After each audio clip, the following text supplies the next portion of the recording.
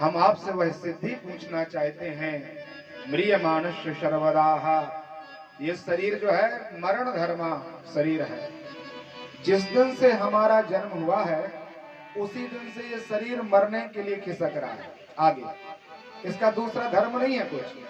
शरीर का एक ही धर्म है, वो धर्म है इसका मरना, और कुछ नहीं। तो जिस दिन से हमारा जन्म हुआ है उसी दिन से हम सनई सनई धीरे धीरे मृत्यु तरफ खिसकते चले जा रहे हैं। इसलिए हे गुरुदेव महाराज, आप हमें वह सिद्धि बताइए कि मरते हुए प्राणी के लिए परमात्मा की प्राप्ति कैसे हो सकती है, भगवान का साक्षात्कार कैसे हो, हमें ब्रह्म ज्ञान कैसे प्राप्त होगा। तो महात्मा सुखदेव स्वामी को यह प्रश्न इतना उत्तम लगा। देखिए, जब कथा प्रारंभ होती है तो थोड़ा आरती पूजन होता है, संकीर्तन होता है, कुछ समय ये सब होने के बाद फिर कथा प्रवचन प्रारंभ होता है।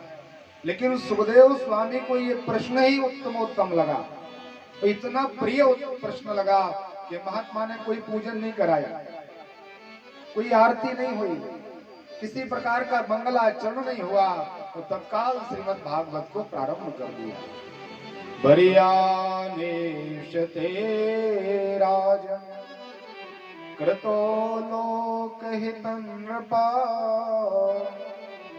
आत्मवित् सम्मतां पुंसां श्रोतव्यादिसूया परा। हे राजन, ते प्रश्नः वरीयान्, तुम्हारा जो प्रश्न है वो सर्वोत्तम श्रेणी का है, इससे बड़ा कोई प्रश्न नहीं होता।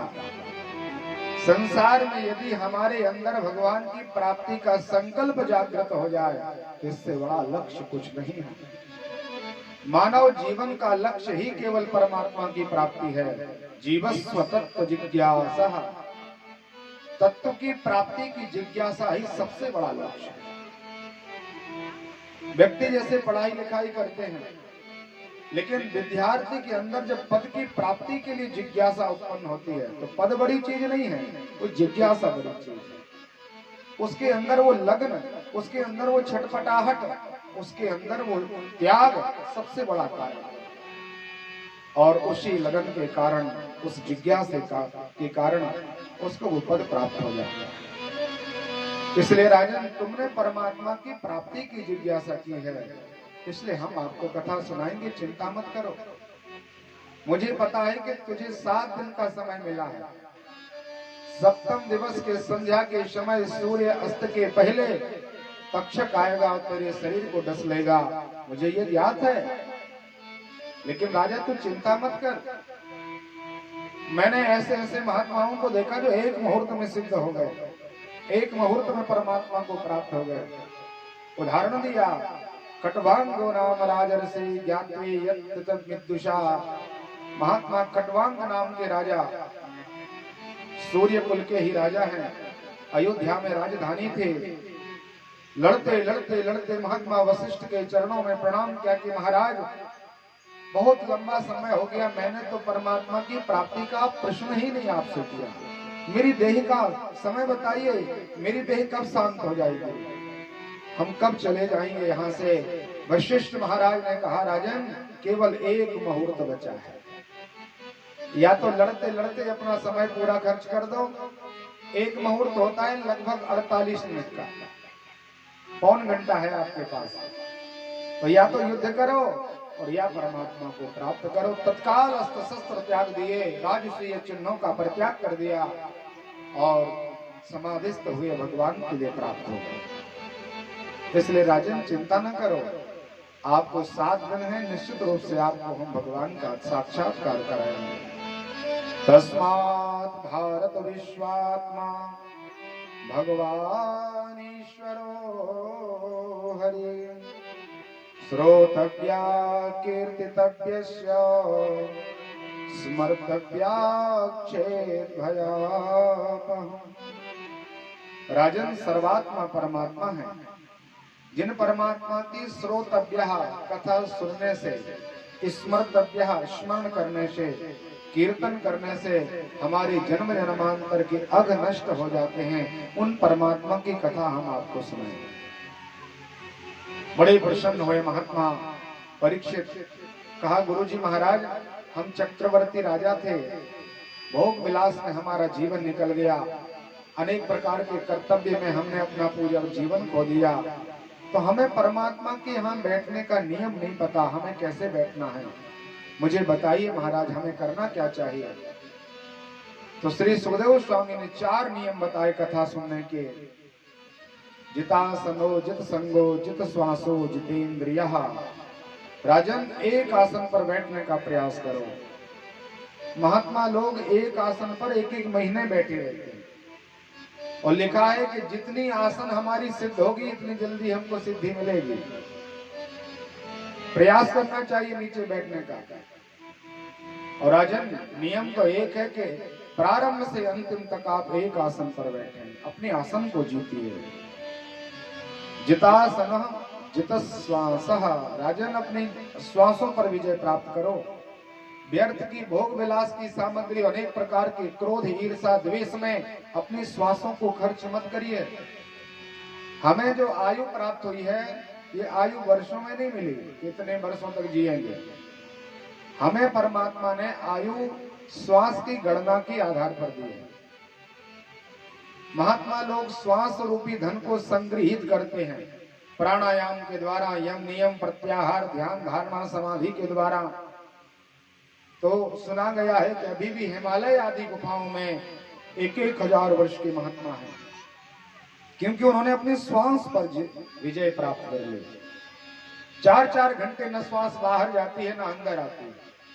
प्राणायाम की विधि से महात्मा लोगों ने श्वास को जीत लिया। आप लोग प्रैक्टिकली देख लेना व्यवहारिक जीवन में कि जो बहुत ज्यादा क्रोध करते हैं, ईर्षा द्वेष करते हैं, अनेक प्रकार का भक्ष ग्रहण करते हैं, रात दिन क्रोध में जलते रहते हैं, उनका शरीर ज्यादा चल नहीं पाता। 45, 50, 55 तक उनका शरीर पूरा हो जाता है, क्योंकि उनको जो श्वास मिली है वो श्वास उन्होंने खर्च कर दी। श्वास पर विजय प्राप्त करो राजन। तीसरा नियम बताया कि आप इंद्रियों पर विजय प्राप्त करें। हमारी इंद्रियां मनमुखी व्यवहार न करने लग जाएं। हमें क्या देखना, कब देखना, क्यों देखना, इसका नियंत्रण हमारे जीवन में होना चाहिए। हमें क्या भोजन करना है, भोजन करने से हमें मिलेगा क्या, इसका भी पूरा लाभ और पूरा ज्ञान हमारे जीवन में हो। हम क्या करते हैं, इंद्रियों को पहले विफल कर देते हैं, स्वतंत्र छोड़ देते हैं, और फिर विचार करते हैं कि चलो इंद्रियों को नियंत्रित किया जाए और भगवान के चरणों में लगाया जाए।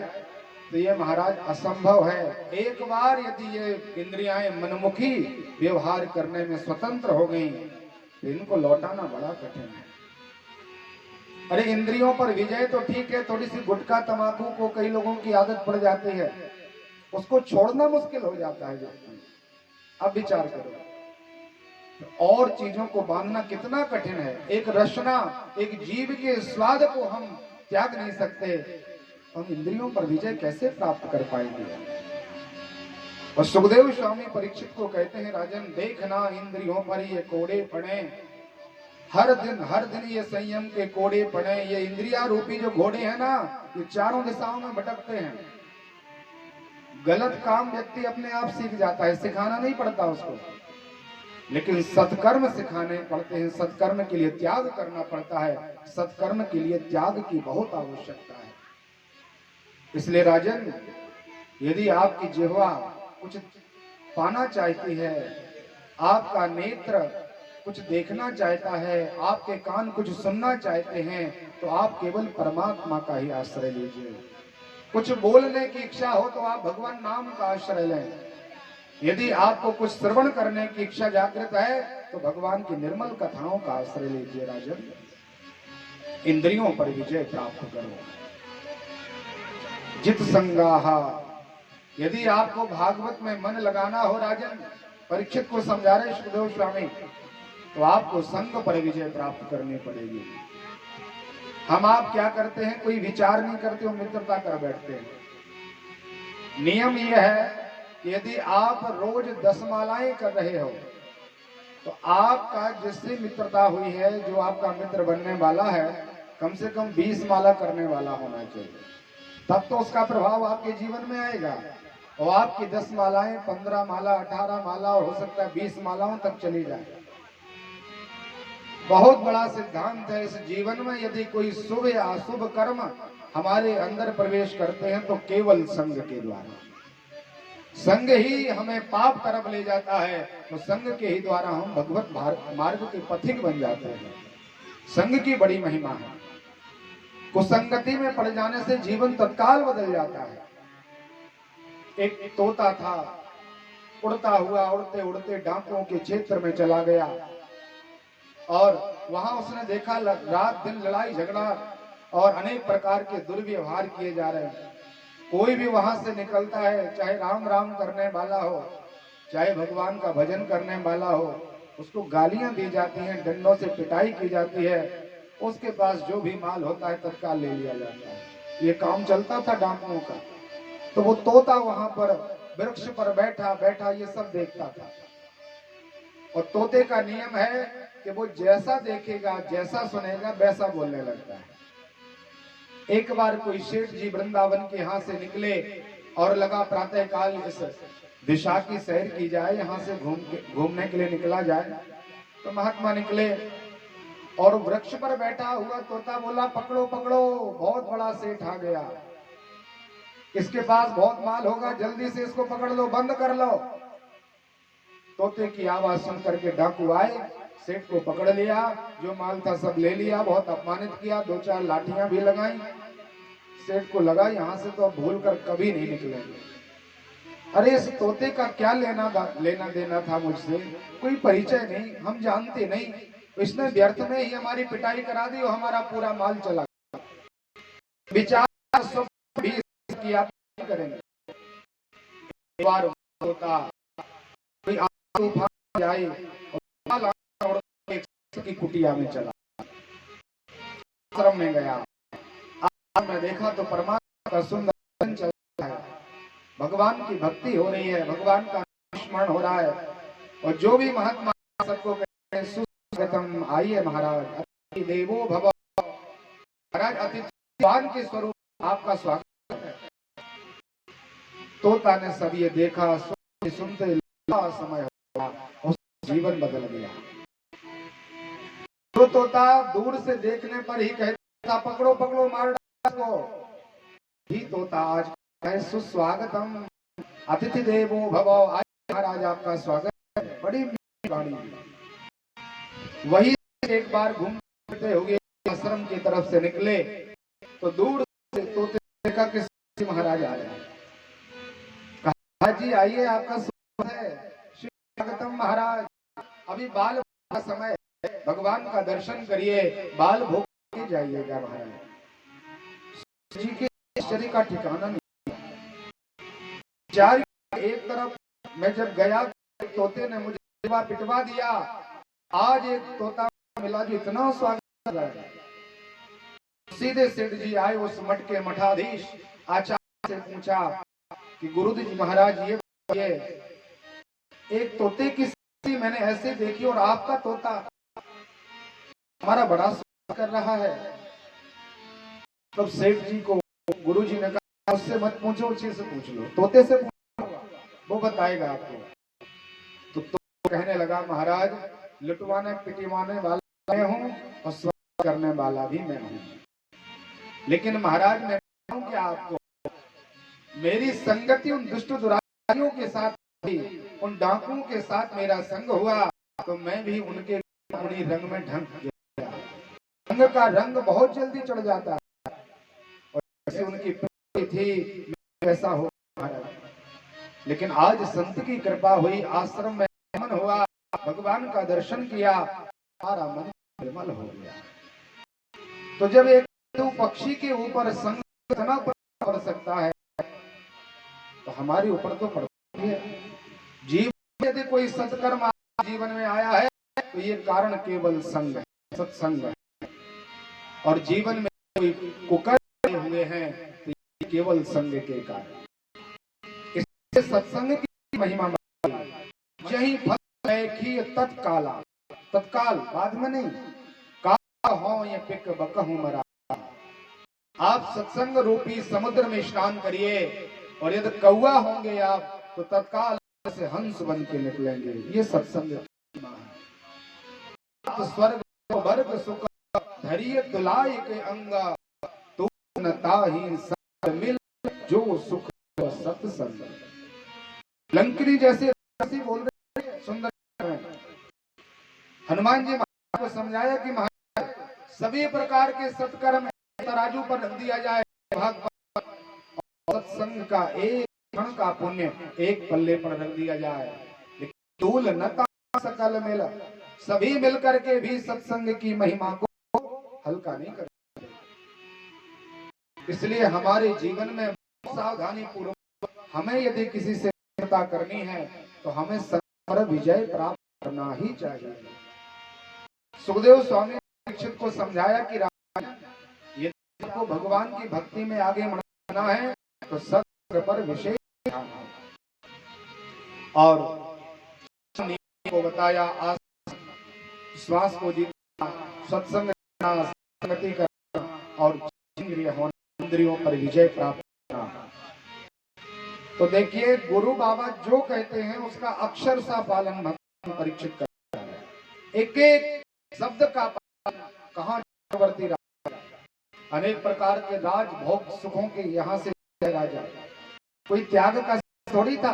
32 वर्ष की अवस्था है, युवान शरीर है, त्रिभुवन का राज के हाथ में था, लेकिन जब परमात्मा की प्राप्ति के लिए देव जी के सामने बैठे तो बड़े बड़े महान लोग करने लगे कि ऐसा त्याग तो किसी ने नहीं किया। ऐसे नियमों का आश्रय लेना बड़ा कठिन है। महात्मा ने अक्षर सा पालन किया।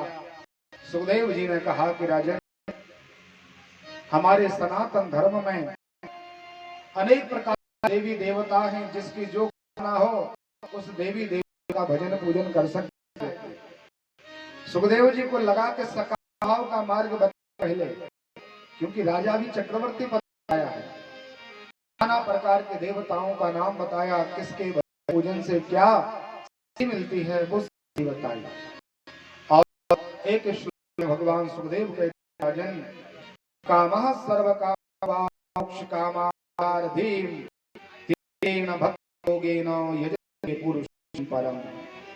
जिसकी कामना न बचे या जिसकी हजारों कामना है, दोनों प्रकार वो के प्रेरणा योगेन भक्ति की तीव्रता के लिए श्रीमन नारायण भगवान का आश्रय ग्रहण करें, कामनाएं होंगी वो प्राप्त हो जाएंगी, और जिसके लिए मोक्ष कामना है उसको मोक्ष मिल जाएगा। जो परमात्मा की प्राप्ति के लिए उनको परमात्मा की प्राप्ति हो जाएगी। भगवान कल्प वृक्ष के समान है। इसलिए राजन आप भगवान का ग्रहण करें। बड़ा शुद्ध हो गया महात्मा का। कहा नेत्र बंद करो और नेत्र बंद कर परमात्मा को देखो कि भगवान दिखाई दे रहे हैं क्या। नेत्र बंद करने में अपनी पुत्र परिवार घर मकान जितना वैभव था वो सब दिखाई देने लगा। आंखें खोली और कहा गुरु महाराज नेत्र बंद करने से हमें भगवान नहीं दिखाई दे रहा है, मुझे नेत्र करने में अपना ही घर परिवार दिखाई दिया, अनेक प्रकार का वैभव दिखाई दिया, नाना प्रकार जो मेरा राज्य था उसका दर्शन किया। शुभ जी ने कहा कि तो विडंबना है देही की, हम विचार करके चौथा लगेगा, बुढ़ापा आए तब कर लेंगे। अरे अभी तो खाने का समय है, उपभोग का समय है, अनेक प्रकार के भौतिकता का समय मेरे पास है, और जब वृद्धावस्था प्राप्त हो जाएंगे तो बुढ़े करके ही भजन करेंगे, हो जाएंगे, विचार करते हैं। लेकिन महाराज भजन पूजन करना भगवान की प्राप्ति का नियम तो आप सप्तम स्कंद में प्रहलाद जी कहते हैं कौन अवस्था को होता है 8 वर्ष से लेकर 13 वर्ष की अवस्था सबसे भजन की अवस्था है। बोले इससे बढ़िया अवस्था लो उसके ऊपर आप करो, जो बनाना हो बना लो, मूर्ति बनाना हो उसको टेढ़ा में करना हो, जो वो हो जाता है। जब लोहा एक ठंडा है, कड़क होता है, आप कितना प्रहार करो, विचार करो कि ये ठीक हो जाए, हमारा प्रहार करने में टूट जाता है, उसकी मूर्तियां नहीं बन सकती। जीवन भर यदि हम भौतिकता का आश्रय लिया तो अंतिम समय भी वही आता है। ये परीक्षित प्रमाण इसमें परीक्षित में नेत्र बंद कि भगवान देंगे, लेकिन महाराज को भगवान ने संसार दिखाई दिया। और हमारा भी यही हाल होता है, जब जीवन भर करते करते अंतिम समय आता है, प्राण प्रयाण कफवात पित्तई, प्राणों जाना जाता है तो कफवात पित्त बढ़ जाते हैं, कंठे घुर घुराय घुर घुर निकलने लगता है, अनेक प्रकार की वेदना होने लगती है। जिह्वा से कहो कि राम बोलो तो ये चलती नहीं, लड़खड़ाने लगती है। यात्रा करने का कौन कहे अच्छे से भगवान को जल नहीं चढ़ाते बनता स्थान में, और उस समय भगवान का दर्शन करो तो ये तो अनुभव है। ध्यान अभ्यास करते न मन, पूरा जीवन और अभ्यास केवल धन कमाने में, अपने परिवार में आया तो लाश भगवान से मिल सकते हैं, तो असंभव। और जब धीरे धीरे अपन अभ्यास करेंगे तो रसली याद जाता है, सिल पर हो ये निशान। यदि हम जीवन में बहुत नहीं, एक एक घंटा भी यदि अभ्यास करेंगे, थोड़ा थोड़ा भी रोज परमात्मा को याद करेंगे, तो अंतिम अवस्था में परमात्मा की कृपा होगी, हमें भगवान की याद, परमात्मा का ध्यान अवश्य होगा। राजा से कहा, राजन अभी जब नेत्र करके भगवान नहीं देखे, नेत्र खोल के भगवान देखे, आंखें खुली हो, सामने भगवान विराजे, दर्शन करते करते एक समय ऐसा आएगा कि जो भगवान आपके सामने बैठे हैं, नेत्र बंद करोगे तो परमात्मा आपको हृदय में बैठे। ये अभ्यास की वस्तु है, एक दिन में नहीं होता कि आप कहो आज और आज भगवान के चरणों में लग जाए, ये असंभव है। धीरे लेकिन राजन ये सिद्धि होती है तो आपको परमात्मा का दर्शन होने लगेगा। के संसार में जो भी दिखाई देता है, ये सब परमात्मा का विग्रह है। राममय जग जानी कर प्रणाम युग पाई। राजन संसार में जो भी दिखाई दे, इसको भगवान का विग्रह मान के प्रणाम करें। सिद्धि की प्राप्ति हुई, विष्णु नारायण भगवान का आश्रय बताया, बोले संसार कुछ भी नहीं, केवल जल ही भरा है सर्वत्र। अनंत प्रलय में ये 14 लोक समाप्त है। महान नारायण भगवान ने विचार किया कि कुछ क्रिया कौतुक, तो भगवान ने सुखाय तुलसी गुना गाथा, अपने ही अंतः को प्रफुल्लित करने के लिए भगवान ने एक विराट रूप के बहुत बड़े शरीर में परमात्मा एक अवतार धारण किया, इसे विराट नारायण कहा गया। बोलिए विराट नारायण भगवान की जय हो। भगवान का स्वरूप कैसा है? नमोस्तु सहस्रमूर्तये सहस्रपादाक्षरोरवः सहस्रनाम्ने पुरुषाय स्वते सहस्रकोटि युगधारिणे। हजारों परमात्मा के सिर हैं, हजारों परमात्मा के नेत्र हैं, अनंत परमात्मा की भुजा है, अनंत परमात्मा के सिर हैं। विराट पुरुष भगवान अवतार हो। भाजी में कि परमात्मा के नेत्र चंद्र सूर्य हैं। भगवान पर धर्म का है, परमात्मा ने अपने पीछे वाले भाग में पर अधर्म और लोभ को स्थान दिया। परमात्मा के उदर में 7 समुद्र विराजे हैं। इतनी नशे नाड़ियां हैं, नाड़ियों में परमात्मा के यमुना, अलकनंदा, भागीरथी, मंदाकिनी आदि नदियों का प्रवाह है। पान की नाभि से तक लेकर के तल वितल पाताल आदि की स्थिति, और नाभि से शिखा तक भूभा सप्तम आदि लोगों की सृष्टि का दर्शन आया। भगवान ने एक विशाल नाम उत्पन्न किया, शेष की पर भगवान विराजमान। परमात्मा का प्रकृति का निर्माण हो तो नारायण भगवान ने अपने अंग से महालक्ष्मी का प्राकट्य किया, जो महामाया है, आदिशक्ति है, अजन्मा है, जगत जननी है। और भगवान से कहा कि संसार बना दो, तो अनेक प्रकृति निर्माण हो गया। प्रकार के पहाड़, नदी, तालाब, समुद्र, नगर आदियों का निर्माण भगवत कर दिया। भगवान को लगा कि संचालन करने वाला भी कोई हो, तो भगवान नारायण की नाभि से एक कमल निकला, जी में लिखा, उस कमल पुरुष बैठा। जैसे पुरुष निकला तो उसने कुछ भी नहीं दे रहा, हम कहाँ हैं, मेरा क्या है, मैं कौन हूँ। तो चारों तरफ के कारण उनके चार सिर लग गए, इसलिए उनका नाम महात्मा चतुरानन हो गया।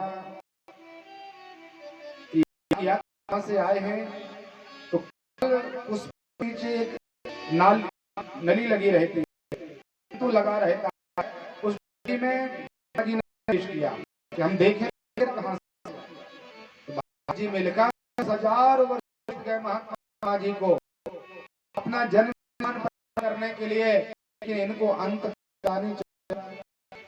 महात्मा जी घबराए और लौट कर अपने आसन पर विराजमान हुए। भगवान नारायण ने 2 अक्षर सुनाए, ता पा। 21वां अक्षर इनको सुनाई दिया, 2 अक्षर को इकट्ठा किया, शब्द बना, वो शब्द हुआ तप। जी को लगा कि अभी करना पड़ेगा, हमें तपस्या करनी पड़ेगी, क्योंकि बिना तपस्या के, बिना त्याग के भगवान के में जाना बड़ा कठिन है। यदि आप चाहें कि संसार की भौतिक का आनंद भी लेते हैं, भगवान भी मिल जाए, ये महाराज संभव है। हमें कुछ तो त्याग करना पड़ेगा परमात्मा के प्रति। ब्रह्मा जी ने बहुत किया, भगवान प्रसन्न हुए और परमात्मा ने कहा, जी चतुरानन हो और मैं आपको ब्रह्मदाता बना रहा हूं, आपको ब्रह्मा बना रहा हूं, संपूर्ण ब्रह्मांड के मालिक आप हो। कितना बड़ा ब्रह्मांड, इस ब्रह्मांड के राजा के हम तुम्हें नियुक्त करते हैं, और मेरा आदेश है, अभी अभी बनी है, इसलिए सृष्टि का जन्म, का जन्म, अनेक के जीव जो हैं के जन्म का काम हम आपको सौंपते हैं। ब्रह्मा जी कहा, महाराज देखिए, पद प्राप्त होने के पहले पद होती है, बनना हो वकालत पढ़ना पड़ता है। कोई भी छोटे से पद चाहिए तो उसकी पहले तैयारी करो, जब वो पहले तब वो पूर्वक पद का गरिमा और नियम पूर्वक करता है। मेरा अभी अभी जन्म हो, कोई पढ़ाई लिखाई हुई नहीं, इतना बड़ा आपने पद दिया, महाराज हम ईमान होगा, इसलिए हमारी शिक्षा करा दीजिए, हमें कुछ बता दीजिए ताकि हम ईमान ना हो। भगवान नारायण यही श्रीमद् भागवत की कथा 4 श्लोक, चतुर्थ श्लोक की श्री भागवत जी को प्रदान किया। ब्रह्मा जी से कहा कि इसका पाठ करना आपको कभी अभी नहीं होगा। भागवत श्लोक क्या कहा ने, परमात्मा कहते हैं, अहमेवा समयेवा नान्यत् तत्परम हम यदेतच्च यो वश्येम स्वयं। भगवान ने जी को बताया, माँ जी जब इस संसार में कोई नहीं था, आज ये संसार है तो संसार में भी मैं हूँ, और जब ये संसार नहीं होगा कि मैं तो बचा रहा। काल में आज अनादिकाल भी ब्रह्मा का हमारा सृष्टि कैसे बनाया, महात्मा ने समझाया कि जैसे कार होता है प्रजापति, उसे आप महाराज बढ़िया सा बना के दे दो, तो वो मिट्टी की क्रिया के द्वारा और कलाकारी की प्रस्तुति कर सुंदर बर्तन निर्माण करके दे देता है। यदि उसी प्रजापति से ये कहो कि आप मिट्टी को हाथ मत लगाना, मिट्टी को नहीं छूना, और आप घड़ा बना के दे दो, महाराज ऐसा सामर्थ्य तो नहीं है कि बिना मिट्टी के हम घड़ा बना दें। अरे मिट्टी की जरूरत तो पड़ेगी, हम तब कलाकारी के द्वारा बर्तन आदि बना पाएंगे। भगवान ने कहा ब्रह्मा जी, जब कुछ भी नहीं है वो बनाना है तो फिर कैसे बनाया जाएगा? दो कारण होते हैं, निमित्त कारण, उपादान कारण। निमित्त बन जाता है वो कलाकार, उपादान कारक होती है वो मिट्टी। लेकिन परमात्मा ने समझाया कि जब संसार में कुछ था ही नहीं, वो बनाना था, इसलिए मैं स्वयं ही संसार में बन गया। आपको जो भी दिखाई दे रहा है ये सब मेरी विभूति है, भगवान बता रहे हैं। इसमें और मुझ में ब्रह्मा जी को कहा कोई लेश मात्र अंतर नहीं है, इसलिए किसी का भी अपमान मत करो। जितना भी संसार में जो तुम्हें दिखाई दे रहा है इसको केवल मेरा विग्रह मान के प्रणाम करो। ब्रह्मा जी ने चारों श्लोकों को धारण किया, महात्मा ब्रह्मांड पर पहुंचे और ब्रह्मा जी अपनी गद्दी पर विराजमान हुए। लगा के कुछ सृष्टि बनाए तो सनक सनंदन सनातन सनत कुमार 4 बेटों का जन्म दिया। चारों बेटे बड़े सुंदर थे, चारों का नामकरण हुआ। ब्रह्मा जी ने कहा आप लोग पढ़ाई लिखाई करो, विद्या अध्ययन करिए, विवाह आदि होगा, संतान उत्पन्न होगी, तुम लोगों को राज्य आदि प्रदान किया जाएगा। अभी इस ब्रह्मांड में किसी को कोई राज्य गद्दी नहीं मिली, तुम लोग पहले हो, इसलिए बहुत आनंद से बड़ा भारी राज्य दिया जाएगा। सनकादिक महात्माओं को लगा के देखिए, एक बार फंस जाएंगे तो इससे निकलना बहुत मुश्किल है। परमात्मा की माया बड़ी कठिन है। देवी हेसा गुणमयी मम माया दुरतया मामयी मेव प्रपद्यन्ते माया मेताम तरन्ति ते। गीता में भगवान कहते हैं। तो सनकादिक ऋषियों को लगा कि एक बार मानव देह मिली है, अब तो केवल और केवल भगवान का भजन करेंगे। तो जल लिया तीनों ने, चारों भाइयों ने जल लिया और संकल्प किया, जाए तो अखंड ब्रह्मचर्य, अखंड ब्रह्मचर्य का संकल्प कर दिया। ब्रह्मा जी ने कहा तुम्हारा ये संकल्प सब छूट जाएगा, अवस्था बढ़ेगी, शरीर में काम भाव प्रवेश करेगा, अनेक प्रकार की कामनाओं के द्वारा तुम्हारा ये संकल्प भी नष्ट हो जाएगा। तो दूसरा संकल्प लिया कि हमारी जिस अवस्था में जन्म हुआ है यही अवस्था हमारी अनादिकाल तक रहेगी, हमारा शरीर ही नहीं बढ़ेगा तो इसमें अनेक प्रकार के दोष कैसे जन्म लेंगे। तो जिस समय ब्रह्मा जी ने सनकादिक ऋषियों को जन्म दिया था उस समय से आज तक सनकादिक ऋषि 5 वर्ष के लिए छोटे छोटे बच्चों के रूप में दिगंबर हैं और कथा मात्रैक जीवनम, केवल उनके जीवन का मार्ग कथा है।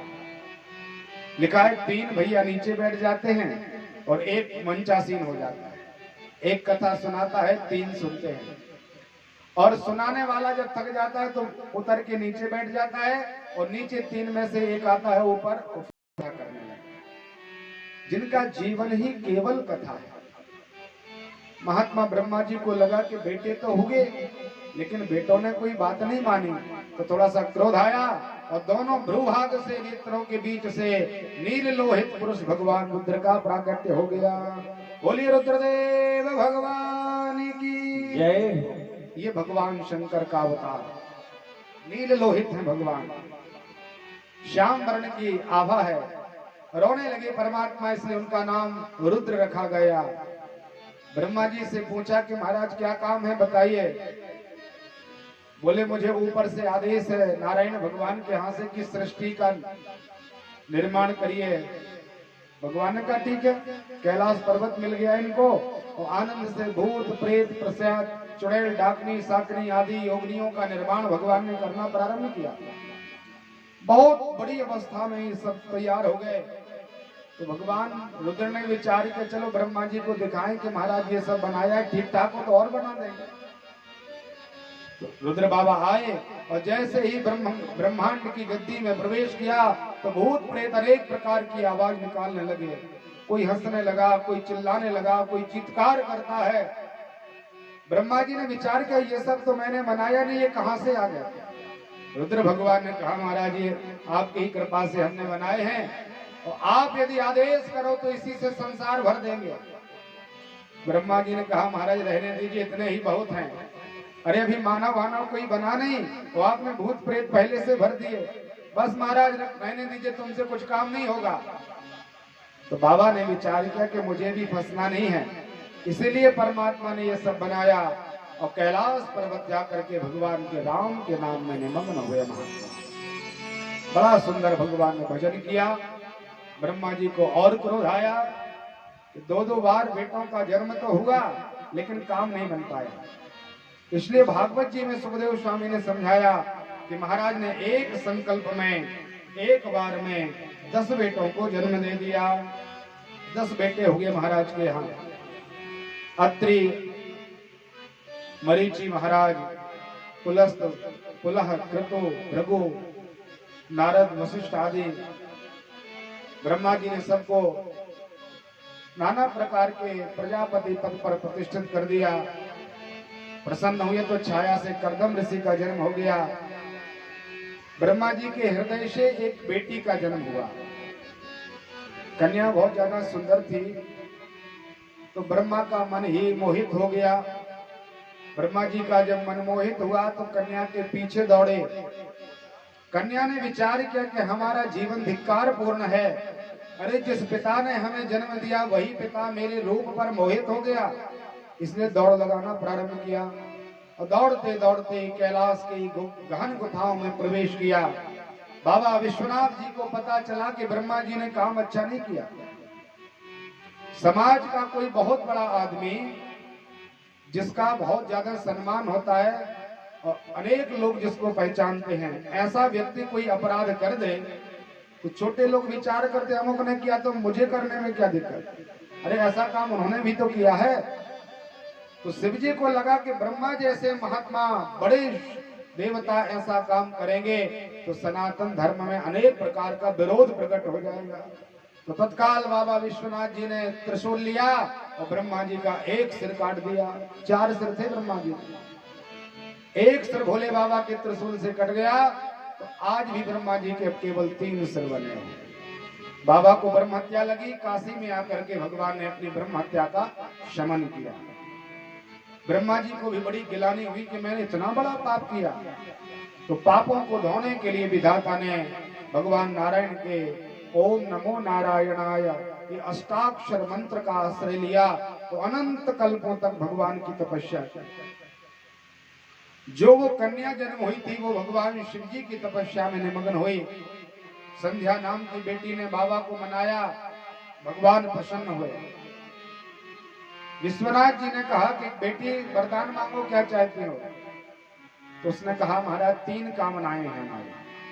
पहली कामना तो यह है कि जन्म से 8-10 वर्ष की अवस्था तक चाहे बेटी का जन्म हो या बेटे का, उसके अंदर काम भाव नहीं होना चाहिए, ऐसी आपकी कृपा हो जाए। अभी तक सृष्टि में जो चलता था मुझे कोई पता नहीं, लेकिन मेरा जन्म हुआ, ब्रह्मा जी मोहित हुए, इसलिए आज इसके बाद जो भी सृष्टि में बालक या बालिका आए उसके जन्म से 8-10 वर्ष तक कोई काम भाव ना हो।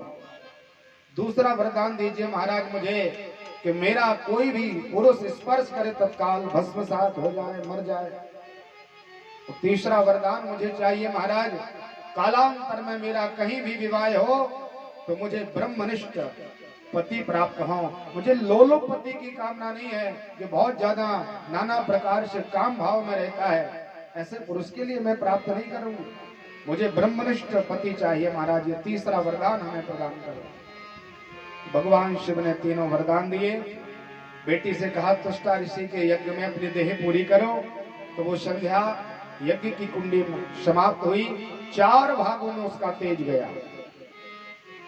चारों भागों में संध्या बनी। प्रातः काल की संध्या, दोपहर की संध्या, शाम की संध्या, अर्धरात्रि की तुरीय संध्या। उसी बेटी का ये भाग है 4 जगह।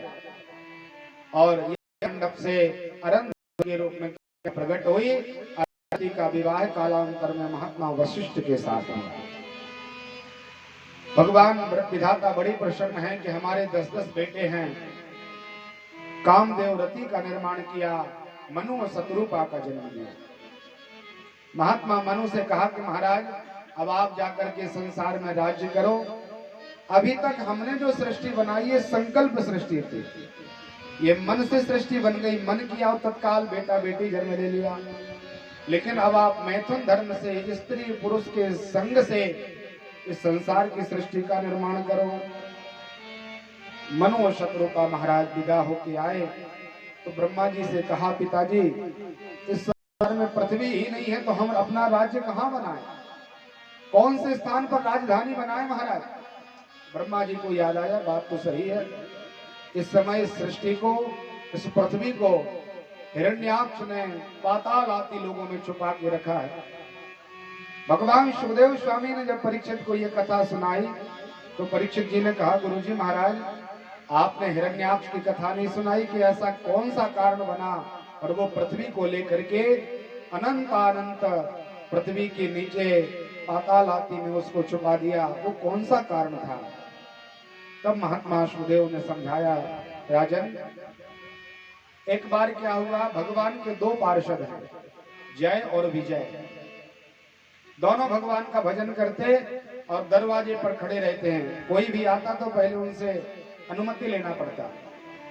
एक बार वही सनकादिक महात्मा भगवान नारायण का दर्शन करने के लिए निकले, द्वारपालों ने रोक दिया कि रुकिए महाराज, हम भगवान से अनुमति लेने जाएंगे, अनुमति मिल जाएगी तो आपको प्रवेश मिलेगा वैकुंठ में। सनकादिक ऋषियों ने कहा, मुझे मना करते हो, अरे हम परमात्मा के भक्त हैं, हम भगवान का रात दिन यजन करते हैं और हम जैसे ब्राह्मण संतों के लिए परमात्मा के यहाँ कोई रोक टोक नहीं है, मुझे प्रवेश दिलाइए। बार बार कहने पर भी द्वारपालों ने प्रवेश नहीं दिया तो तत्काल श्राप दे दिया कि जाओ दोनों जन तीन योनियों में राक्षस योनि को प्राप्त हो जाओ, दोनों राक्षस हो जाइए। इस प्रकार का श्राप हुआ। कश्यप की पत्नी दिति ने एक बार ब्रह्मा जी से प्रार्थना की, अपने महात्मा कश्यप पति से प्रार्थना की। जो कश्यप महात्मा है इनकी 13 विवाह हुए, दिति से, अदिति से, दानवी से, कद्रु, विनिता आदि। जो अदिति मैया हैं उनसे सब देवता हुए, जो दिति हैं उनसे सभी दैत्यों का जन्म हुआ, कद्रु से सर्पों का निर्माण हुआ, विनिता से गरुड़ और अरुण का निर्माण हुआ। गरुड़ भगवान नारायण के सुंदर वाहन के रूप में परिणत हुए और इनके छोटे भाई सूर्य भगवान का रथ हाँक रहे हैं आज भी। उन्हीं अरुण के 2 भाई हुए, जटायु और संपाति। रामायण में आप लोगों ने उनका चरित्र सुना होगा। तो ये बड़ी ही वंश वृद्धि को प्राप्त होने लगी संतान। एक बार दिति ने कहा कि भगवान देखिए आपकी कृपा से बड़े बड़े देवता हुए और देवता दैत्यों को मार डालते हैं, हर बार देवता जीत जाते हैं, हम लोग परास्त हो जाते हैं। इसलिए महाराज एक बार ऐसा करो कि हमारे गर्भ से ऐसा बालक जन्म ले जो देवताओं को भी मार डाले। कश्यप ने कहा कि देखिए ये अभी शाम का समय है, रुद्र वेला है, शाम के 5:30 बजे से लेकर 7:30 बजे तक प्रदोष काल रहता है और ये भगवान शिव के विचरण का समय है। बहुत सावधानी से सुनना। शाम के समय बाबा विश्वनाथ नंदी पर सवार होकर के विचरण करते हैं प्रदोष काल में। इस समय कोई आहार निद्रा भय मैथुनश्चा भोजन करते हुए भगवान को मिल जाए, मैथुन आदि धर्म में प्रवृत्त होता हुआ प्राप्त हो जाए, या कोई सोता हुआ मिल जाए, या अनेक प्रकार की ईर्षा द्वेष कपट और हिंसा आदि में भगवान को मिले तो बाबा विश्वनाथ संहार के कारक हैं। अनेक प्रकार का श्रापित करते हुए उसको नाना प्रकार से श्राप दे देते हैं। लेकिन जो प्रदोष काल में भगवान का भजन करते हैं तो बाबा की बड़ी कृपा होती है। शाम का समय था, सूर्य भगवान डूबने वाले थे, अस्त होने वाले थे। तो कश्यप ने बार बार कहा कि इस समय हम तुमसे संग करेंगे और यदि गर्भ ठहर जाएगा तो वो बड़ा दुष्ट दुराचारी होगा, ये बेला रुद्र बेला है। बार बार कहा, समझ में नहीं आया तो महात्मा कश्यप ने गर्भाधान किया और दिति गर्भवती हुई। 2 बेटे इनके गर्भ में आए। जिस समय से गर्भ धारण हुआ उसी समय से संसार में अनेक प्रकार का दुर्व्यवहार होने लगा। जिस प्रकार का राजा राज्य करता है वैसा ही समय चलने लगता है। उसके अनुयायी अपने आप पुष्ट हो जाते हैं, बलवान हो जाते हैं, क्योंकि हमारा जो नेतृत्व करने वाला है वो बड़ी गद्दी पर बैठा है। गाय ब्राह्मण वेद सब परेशान होने लगे। और लिखा है बड़े बड़े सियार आवाज लगा रहे, बड़े बड़े खर नाना प्रकार से इस पृथ्वी को खोदने लगे। बच्चे जन्म लेने के लिए तैयार नहीं हुए। कश्यप ने आकर्षण किया और दोनों बेटों का जन्म दिया। नाम रखा गया हिरण्याक्ष और हिरण्यकश्यप। बड़े भाई ने बड़ी तपस्या की, ब्रह्मा जी से वरदान मांगे। वरदान मांग करके त्रिभुवन में राज्य स्थापित कर लिया। बड़ा भारी राजा जो इंद्र को भी परास्त कर दिया। लेकिन हिरण्याक्ष ने विचार किया कि देखिए सब परेशान हो गए, सब लोग छुपे हुए हैं, फिर भी ये लोग बड़े आनंद से भोजन वगैरह करते जा रहे हैं, इनके लिए कोई कमी नहीं हो रही, कारण क्या है? तो हिरण्याक्ष ने समाचार पाया कि एक पृथ्वी लोक है, पृथ्वी पर सभी लोग भगवान का भजन करते, आहुति देते हैं, ओम इंद्राय स्वाहा। तो वहां वो आहुति उनको प्राप्त होती है। कहीं भी छुपे हो वो देवता आनंद से पुष्ट हो जाते हैं। तो दुष्ट ने विचार किया कि सबसे पहले सनातन धर्म को समूल नष्ट कर दो। ये धर्म नष्ट हो जाएगा तो देवता अपने आप परास्त हो जाएंगे, फिर इनके पास कोई बल नहीं बचेगा। तो सबसे पहले ब्राह्मणों को पकड़ा कि ये बहुत मंत्र गाते हैं, भजन कराते करवाते हैं, इनके द्वारा देवताओं को बहुत आनंद से भोजन मिलता है। कोई भी ब्राह्मण भगवान का भजन करते हुए पाया जाए तत्काल मार डालो। बड़ा उत्पात किया दुष्ट ने, संसार में दानवीय विद्या का प्रचार किया। लड़ाई झगड़ा काट पीट मारना काटना उनका यही धर्म है महाराज। करते करते फिर भी देवताओं को कुछ थोड़ा थोड़ा सा तीर्थ आदि में, गंगा आदि तीर्थों में कुछ मिल जाता, तो पृथ्वी को ही लेकर के उसने पाताल आदि लोगों में छुपा दिया। कि पृथ्वी नहीं बचेगी तो भजन कहाँ हो जाएगा। और सभी वेद पुराणों को सात समुद्रों में छोड़ दिया। वेद भगवान परेशान होने लगे तो बीज सहित जो मंत्र थे ब्रह्मा जी ने छुपा के रख लिए। बड़ा उत्पात करने लगा तो भगवान वराह के रूप में प्रकट हुए। बोले वराह नारायण भगवान की जय। एक पशु का भगवान ने वेश धारण किया, पाताल गए, वहां हिरण्याक्ष सो रहा है। परमात्मा ने देखा कि पृथ्वी बगल में रखी हुई है, तो भगवान नारायण ने दोनों अपनी दंशावलियों पर पृथ्वी को ऐसा गेंद की तरह धारण किया और ऊपर आने लगे। हिरण्याक्ष ने देखा कि ये कौन पशु है, जंगल में रहने वाला पशु, इतना साहस। बोले कौन है तू, रुक जा, मेरा सामान लेके जा रहा है। भगवान ने कहा तेरा सामान नहीं, ये सामान मेरा है। भगवान जाने लगे, युद्ध तैयार हुआ। विशाल परमात्मा के साथ हिरण्याक्ष का युद्ध हुआ।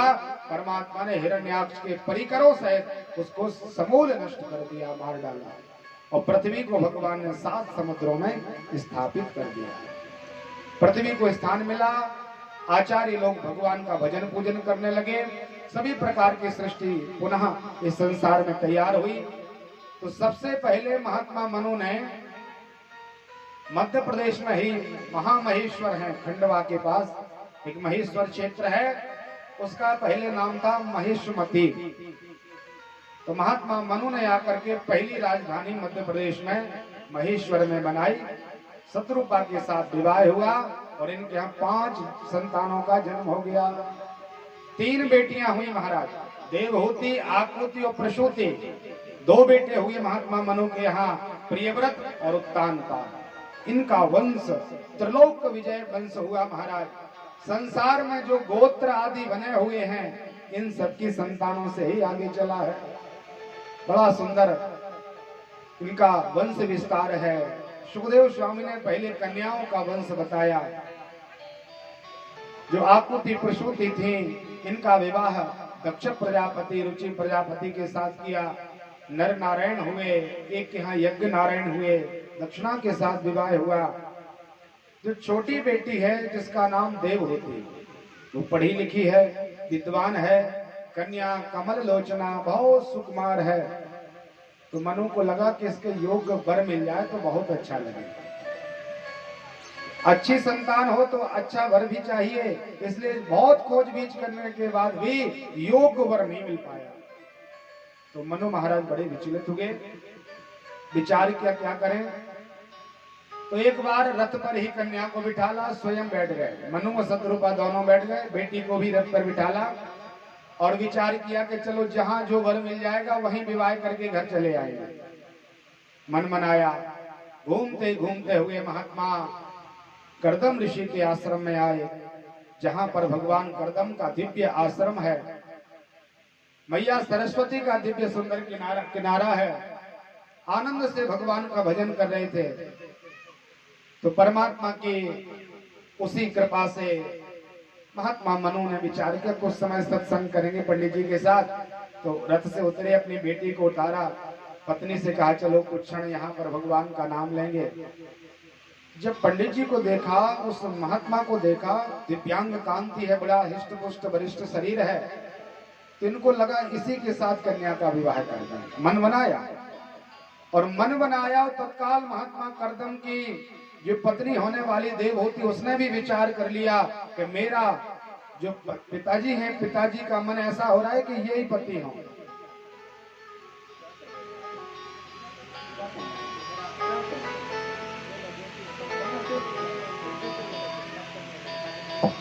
बोल भक्त वत्सल भगवान की। महात्मा कर्दम ऋषि ने 3 आसन डाले और तीनों आसन पर तीनों को बैठने के लिए कहा कि आप लोग विराजमान हो जाएं।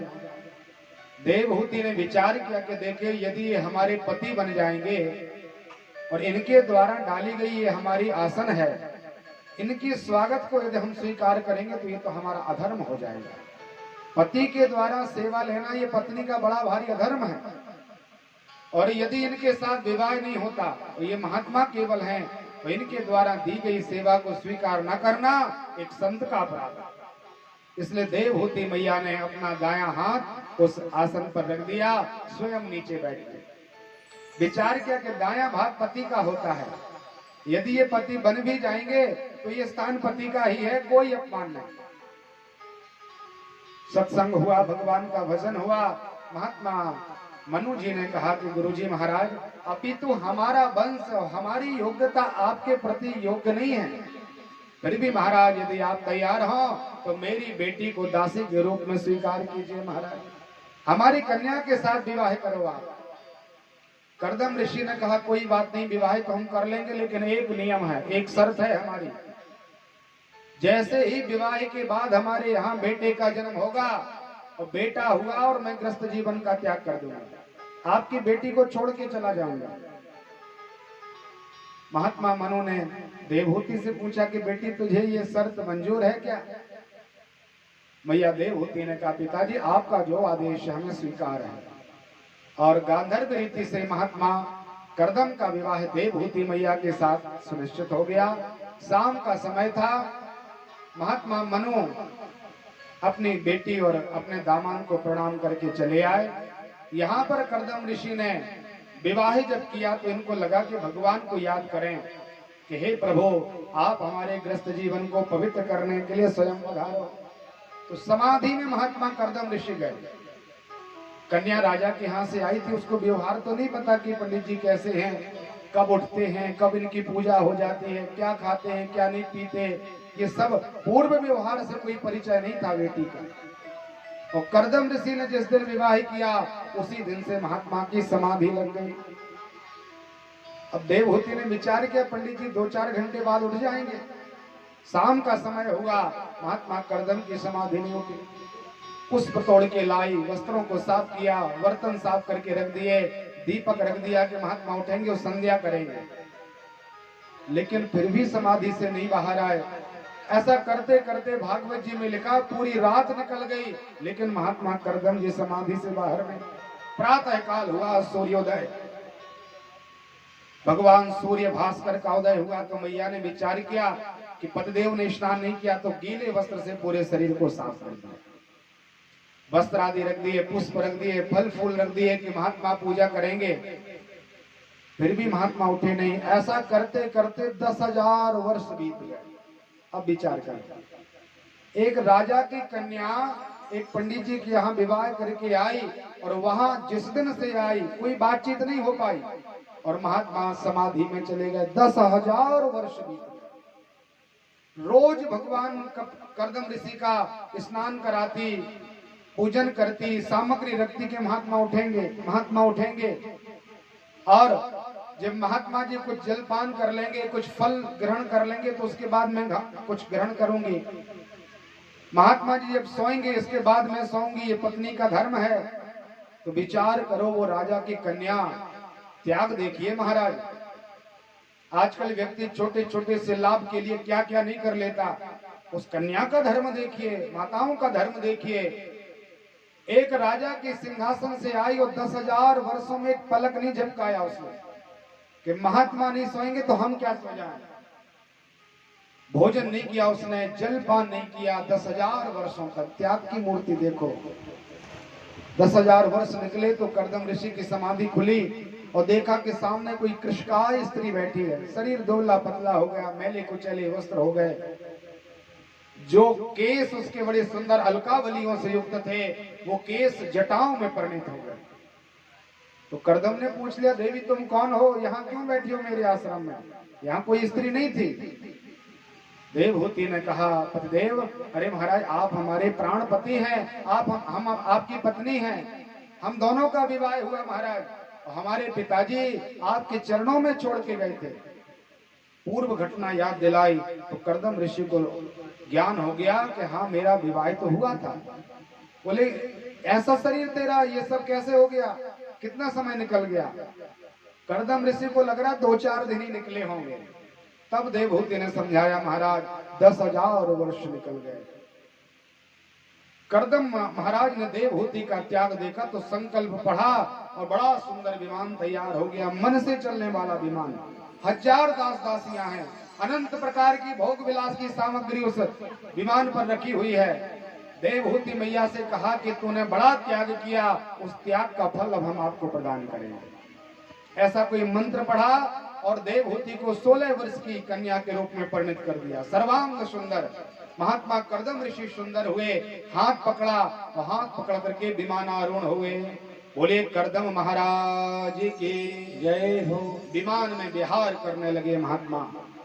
10,000 वर्षों का त्याग था तो 10,000 वर्षों तक ही बहुत सुख दिया, अनंत सुख दिया महात्मा ने। संतानों का जन्म होने लगा। सुखदेव जी कहते हैं परीक्षित को कि राजन, इनके यहाँ बेटियों का जन्म प्रारंभ हो गया। अब कर्दम ऋषि को लगा कि वचन दिया था बेटे का, और बेटियां हो रही। कई बार बेटा के चक्कर में बेटियां ज्यादा हो जाती हैं। यही घटना हुई महात्मा कर्दम ऋषि के यहाँ। 9 संतानों का जन्म हुआ, 9 बेटियां हो गई, 9 दुर्गा आ गई महात्मा के यहाँ। अब इनको लगा क्या करें, बेटा हुआ नहीं, ग्रस्त जीवन का त्याग कर नहीं सकता, और ये 9 बेटियां हैं, इनका विवाह आदि करने में कितना खर्चा और कितना पुरुषार्थ करना पड़ेगा, कैसे विवाह होगा, बड़े परेशान थे। लेकिन उन्होंने परमात्मा के चरणों में निवेदन किया कि भगवान आप कहते हो अनन्यास चिंत्यन्तो माम ये जना पर्युपासते तेसा विनित्य युक्तानाम योगक्षेमं वहाम्यहम्। जो मन वचन कर्म से हमारे चरणों में समर्पित हो जाता है उसका सभी प्रकार का काम मैं स्वयं करता हूँ। ऐसा भगवान का नियम है। जैसे कोई छोटा सा बालक है, स्कूल पढ़ता है, स्कूल में टीचर कहें कि बेटा कल तुझे फीस भरना है। बोले महाराज कितनी, तो वो सब बता देते कि इतना इतना पैसा तुम्हें कल लाना है। तो बेटे के अंदर कोई बहुत ज्यादा परेशानी नहीं आती। वो विचार करता है कि हम अपने माता पिता के यहाँ रहते हैं, तत्काल आकर के वह समाचार अपने पिता को देता है। कहता है महाराज कल गुरुजी ने इतना पैसा मांगा है, और इतना कह के समाचार देके वो खेलने लग जाता है। उसको कोई किसी प्रकार का उद्योग करने की आवश्यकता नहीं कि मजूरी करने जाए कि जब पैसा इकट्ठा आएगा, जब वो पैसा लेंगे फिर गुरुजी के यहाँ जमा करेंगे, क्योंकि उसने अपना समर्पण अपने पिता के चरणों में कर रखा है कि हमारे पिता हमारे सभी कार्यों का संवहन करेंगे। प्रातः काल के समय में पिताजी से कहता महाराज जी पैसा लाओ। अब ये काम तो पिता का है कि पैसा कहां से इकट्ठा किया जाए। इसी तरह जब हम अपना समर्पण अपने जगत पिता परमात्मा के पाद पद्मों में कर देते हैं, अखिल कोटि ब्रह्मांडादि नायक भगवान को पिता मान के अपने जीवन के सभी कार्य उनके चरणों में छोड़ देते हैं, कि महाराज करने धरने वाले हम कुछ भी नहीं, करने कराने वाले सब आप हो, आपको जो अच्छा लगे सो करिए। इसके बाद आप तो अर्जी लगा दो, फिर करना हमें नहीं पड़ता, तो परमात्मा हमारे कार्य को करता है। कर्दम ऋषि ने भगवान के चरणों में समर्पण किया तो महात्मा ब्रह्मा जी, इनके जो 10 बेटे थे मरीचि आदि, 10 बेटों से कहा कि चलो हम आपको कहीं एक बार घुमाने फिराने के लिए ले चलें। तो नारद जी उस समय माला कर रहे थे। महात्मा नारद जी ने कहा पिताजी ऐसा करो, हमारे 9 भाइयों को ले जाओ, हमारी अभी कुछ पूजा है, पूजा पूरी हो जाएगी तो हम आ जाएंगे। तो नारद जी भजन में थे और 9 बेटे को लेकर के महात्मा कर्दम ऋषि के आश्रम पहुंचे ब्रह्मा जी। कर्दम ऋषि ने देखा कि ब्रह्मा जी के साथ 9 बेटे हैं और हमारे आंगन में 9 बेटियां हैं। तत्काल दौड़े और ब्रह्मा जी के चरणों में प्रणाम किया, कहा महाराज जी बहुत बढ़िया युक्ति आज बनी हुई है, ऐसा संयोग हमें आज तक प्राप्त नहीं हुआ। बोले बताइए महाराज। कहा देखिए हमें एक मुहूर्त में 9 कन्याओं के कन्यादान करने का अवसर मिला हुआ है। आपके पास सुंदर सुंदर 9 बेटे हैं, हमारे यहाँ 9 बेटियां हैं, इसलिए महाराज इन बेटियों को स्वीकार करो। तो ब्रह्मा जी को भी तो अपनी सृष्टि आगे बढ़ानी थी, इसलिए तत्काल तैयार हो गए। और भागवत जी में लिखा है महात्मा मरीचि के साथ कला का जन्म हुआ, अत्रि का विवाह अनुसुईया मैया के साथ हुआ और अनुसुईया ने ऐसा सुंदर तप किया, तीनों देवताओं के लिए बालक बना दिया। अंगिरा ऋषि का विवाह श्रद्धा के साथ हुआ, पुलस्त का विवाह हरवी के साथ हुआ। इसी वंश में विश्वस्रवा हुए, रावण कुंभकर्ण आदि का जन्म हुआ। पुलस्त का विवाह गति के साथ हुआ, क्रतु का क्रिया के साथ विवाह संपन्न हुआ, भृगु का ख्याति के साथ, और महात्मा वशिष्ठ का विवाह अरुंधति के साथ संपन्न हुआ। सुखदेव जी ने कहा कि ये जो संतान हैं, ये जो कन्याएं हैं, इनके यहाँ जो संतानों का जन्म हुआ उसी से ये संसार भरा पड़ा है। जो भी गोत्रादि है इन्हीं कन्याओं की देन। बड़ा भारी परिवार इन कन्याओं का हुआ। महात्मा कर्दम ऋषि को लगा कि बहुत लंबा समय हो गया, अभी तक हमारे यहाँ बेटा नहीं आया।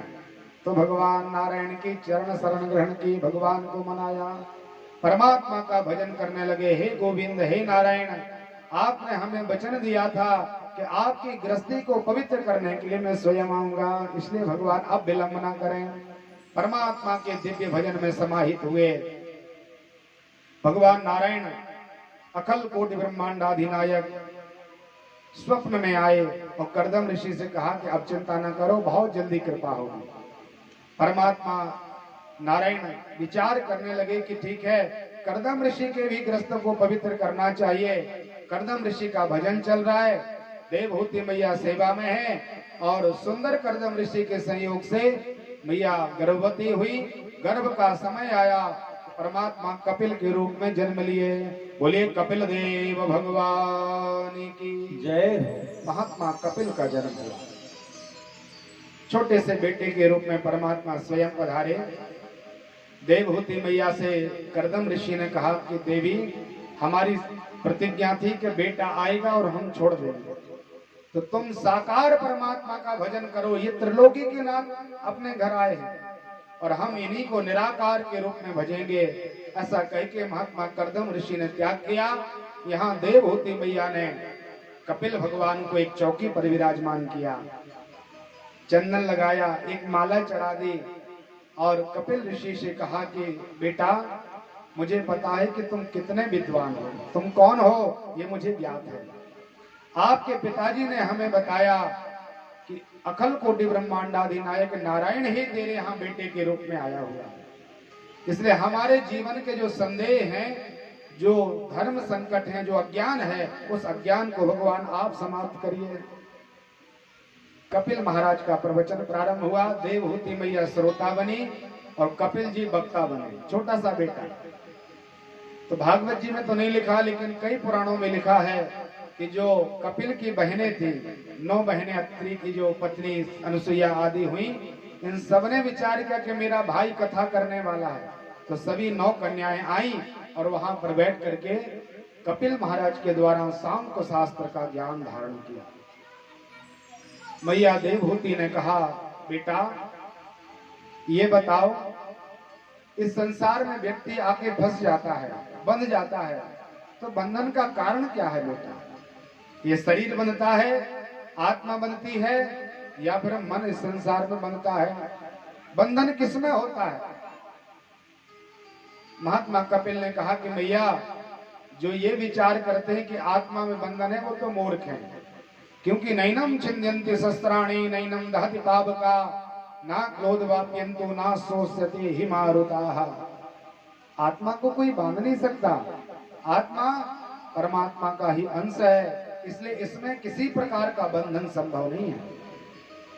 और जो व्यक्ति ये विचार करते हैं कि शरीर में बंधन है, वो भी मैया अज्ञान है। शरीर बंधता नहीं, शरीर का धर्म केवल जलना, गलना और पशु पक्षियों का भोजन बनना, इससे तीसरा कोई धर्म नहीं इनका।